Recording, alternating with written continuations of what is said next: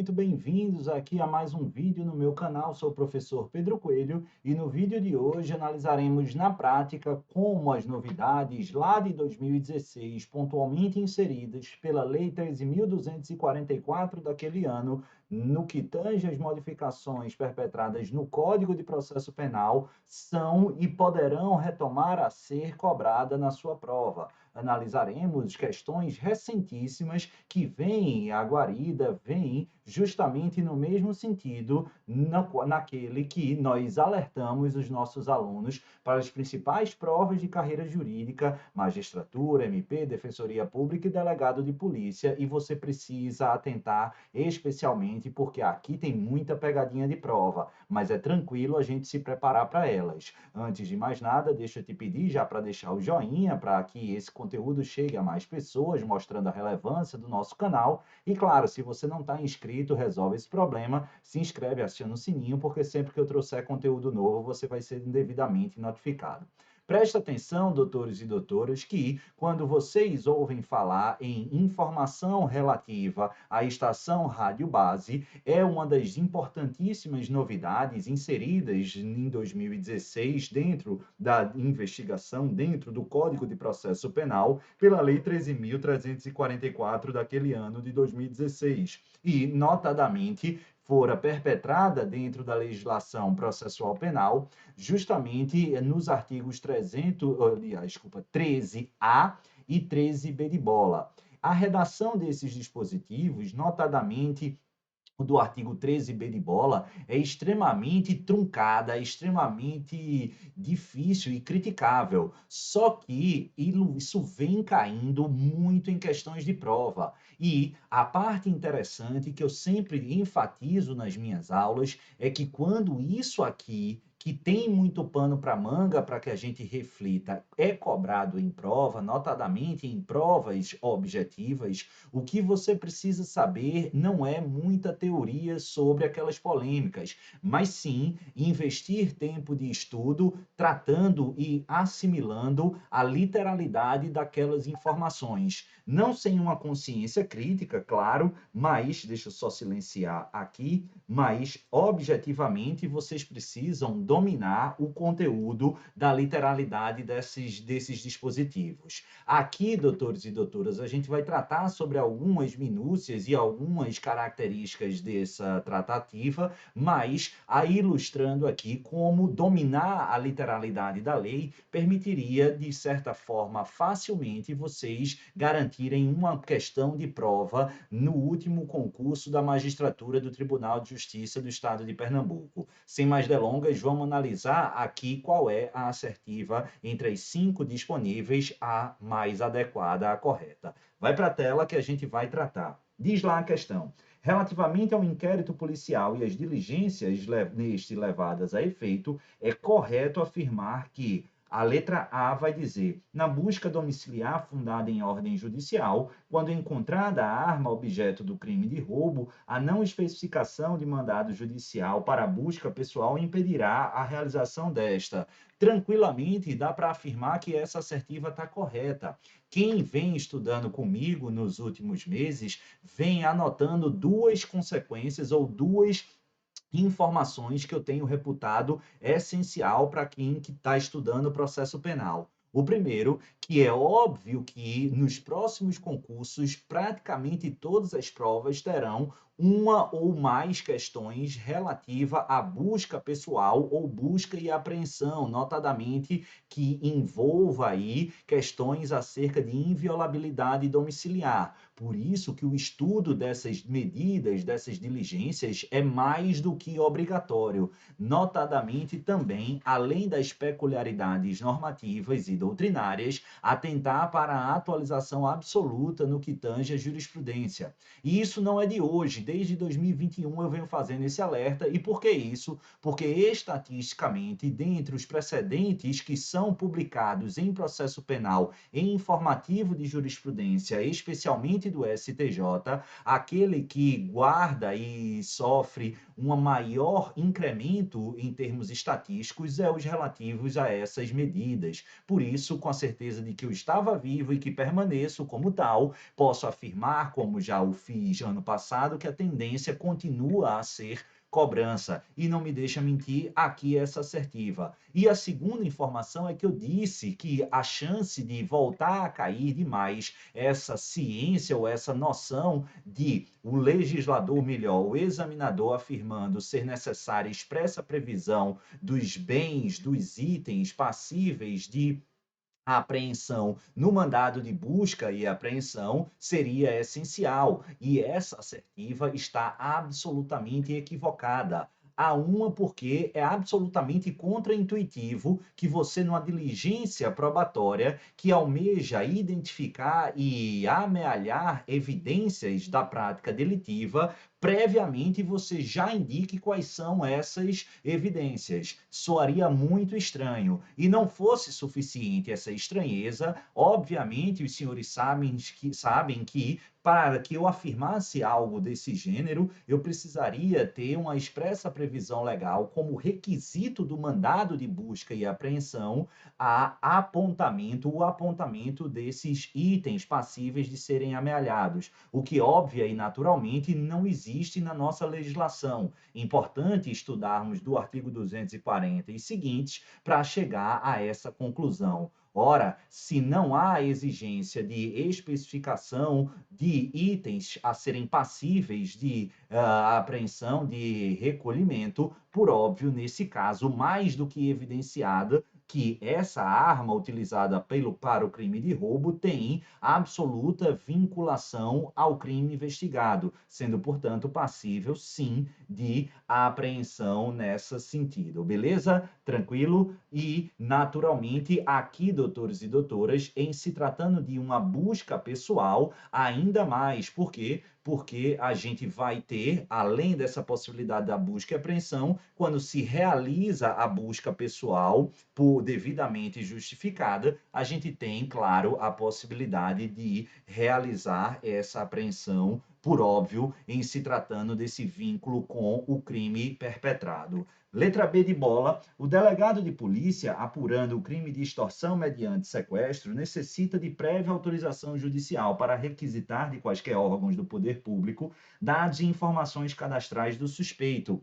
Errado, né, pessoal? Quando a gente vai olhar lá a Lei 13.344 de 2016, especificamente no caput do artigo 13A do Código de Processo Penal, a gente vai encontrar que expressamente, entre outros crimes, no caso de extorsão mediante sequestro, há expressa indicação de ser desnecessária a ordem judicial. Olha aí na tela, nos crimes previstos no 148, 149, 149-A, no parágrafo 3º do 158 e no 159, todos do Código Penal, e no artigo 239 do ECA, o membro do Ministério Público ou o delegado de polícia poderá requisitar de quaisquer órgãos do poder público ou de empresas de iniciativa privada dados e informações cadastrais da vítima ou dos suspeitos, exatamente o que diz a letra B de bola. Então, ou melhor, o contrário, né? Porque aqui não há necessidade de intermediação de ordem judicial. A requisição é direta, seja pelo membro do Ministério Público, do parquê, seja pela autoridade policial, delegado de polícia. C de casa, vamos lá na tela. Após a representação do delegado nos crimes relacionados ao tráfico de pessoas, sobre disponibilização dos meios técnicos que permitam a localização da vítima, se não houver manifestação judicial no prazo de 12 horas, poderá aquele proceder às requisições, comunicando-se imediatamente ao juiz. E aqui é a grande pegadinha, né? Porque quando a gente lê, a gente acha um absurdo. E vejam só, não só a gente acha um absurdo, como essa zorra é uma catástrofe em termos redacionais. Isso é ridículo, isso é medonho, isso é tosco, isso é absolutamente repugnante. Mas o nosso querido, triste e lastimável o quê? Legislador teve a pachorra de legislar exatamente dessa maneira.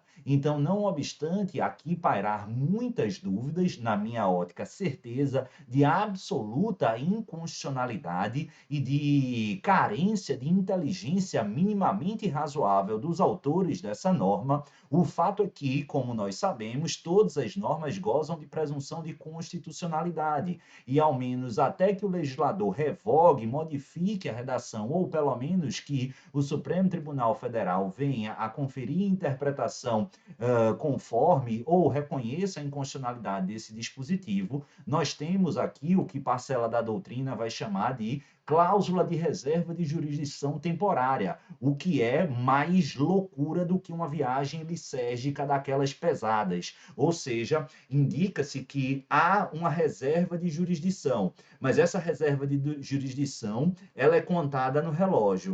O delegado representa e aí começa a rodar uma ampulheta para o julgador. O juiz tem 12 horas para decidir. Ele pode dizer deferir, ele pode indeferir, mas se passadas as 12 horas ele nem deferir nem indeferir, aí o delegado pode fazer sozinho, requisitando diretamente. É um absoluto contrassenso, reconheço, mas é exatamente o que aponta a inteligência ou falta de inteligência do parágrafo 4º do artigo 13b de bola. Por isso, essa é a nossa assertiva correta. Vai na tela, não havendo manifestação judicial no prazo de 12 horas, a autoridade competente requisitará às empresas prestadoras de serviço de telecomunicações ou telemática que disponibilizem imediatamente os meios adequados, como sinais, informações e outros, que permitam a localização da vítima ou dos suspeitos do delito em curso, com imediata comunicação do juiz. Beleza? Então essa é a correta, mas vamos ver, só para ter certeza, as demais assertivas. Dedidado, nos crimes relacionados ao tráfico de pessoas, o delegado de polícia poderá requisitar, independentemente de autorização judicial, as empresas prestadoras de serviço de telecomunicações que disponibilizem imediatamente os meios técnicos adequados que permitam a localização dos suspeitos. Aí, doutores, vocês dizem, será? Isso aqui faz até algum sentido. Só que o nosso queridíssimo, com todo o carinho, eu posso falar, idiota do legislador, sinceramente, tem coisas que me irritam, o tal do legislador ele cria a fenomenal e é impossível de entender que desgraça é isso, requisição mediante autorização judicial. Eu juro que eu queria que alguém me dissesse o que danado esses rapazes, essas pessoas que flertam com analfabetismo funcional e estão lá legislando, eles têm na ideia de colocar requisição mediante autorização judicial. Pelo amor de Deus, requisição já é uma ordem direta,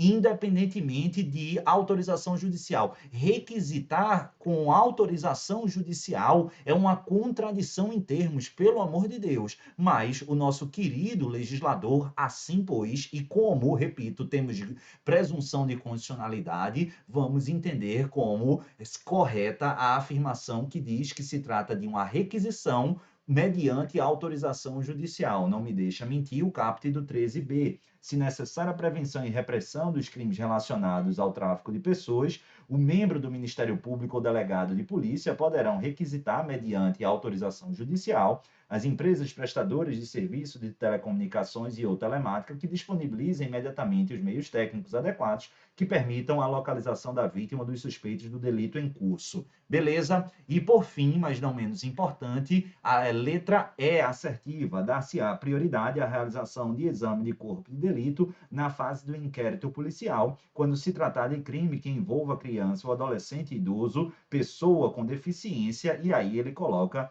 indígena ou gestante. Errado, né, pessoal? Isso aí é uma novidade de 2018, inserida lá no parágrafo único do artigo 158 do Código de Processo Penal pela Lei 13.721 de 2018, que vai dar prioridade ao exame de corpo de delito quando o crime envolver violência doméstica e familiar contra a mulher e violência contra criança, adolescente, idoso ou pessoa com deficiência. Gestante poderia estar aqui, mas não me parece exatamente essa previsão, porque nem toda gestante que é vítima de violência necessariamente vai ser de violência doméstica e familiar. Mas já fique esperto aqui, que não inclui gestante pelo simples fato de ser gestante. Mas quando ele coloca ainda mais indígena, independentemente de ser correto ou não essa prioridade aos indígenas, o fato é que a Lei 13.721 de 2018 não trouxe essa previsão. Tá aí mais um exemplo daqueles que saber a matéria é extremamente importante, mas dominar, ler, por mais chato que seja, a legislação é extremamente válida, extremamente importante. Particularmente, acho que a leitura é importante, mas essa leitura só é produtiva e minimamente razoável quando a gente já estuda a matéria. É por isso que aí é minha dica: estudem primeiro, seja por livro, seja por aula, livro, caderno, e quando forem revisar, antes de fazerem as questões ou depois, vocês dão uma lidinha nos respectivos diplomas legais referentes àquele tema. Aí sim você vai chamar ou ter a atenção destacada para aquilo que eventualmente você não tenha assimilado, beleza? Bacana? Espero que vocês tenham gostado. Não esquece de dar o joinha. Se não tiver inscrito, se inscreve, aciona o sininho, porque sempre que eu trouxer conteúdo novo, você vai ser devidamente notificado. E não esquece, comenta aí embaixo o que é que você tem achado, se tem dicas de outros temas para a gente abordar aqui, e faz uma gentileza, chama os seus amigos, divulga o nosso canal para a gente crescer cada vez mais e produzir mais e mais conteúdos para os senhores e para as senhoras. Um beijo a todos, fiquem com o Papai do Céu e, claro, até a próxima. Tchau, pessoal!